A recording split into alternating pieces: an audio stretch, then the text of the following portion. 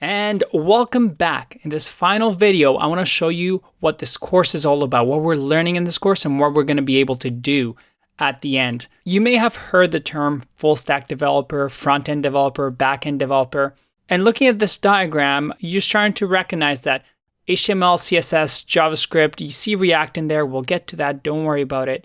But that's what a front-end developer does. The front-end developer is the person who makes sure that when we open up the browser and go to google.com, that we see Google. We see it nice and pretty, laid out beautifully, has a search bar, and essentially anything that a user sees, the front-end developer does. And that is using HTML, CSS, JavaScript, React, and a few other tools. The back-end developer, that's the person that works with the server, makes sure that when a browser speaks to it, it serves up those files, and it uses technology such as Node.js, Express.js, which we're going to get into. And then that server is going to talk also to a database. Again, we haven't really discussed that too much, but don't worry, there's going to be a section on it, and that's going to use PostgreSQL, and we're actually going to be learning that as well. So we want to build you up as a full stack developer to be able to work with all these technologies so that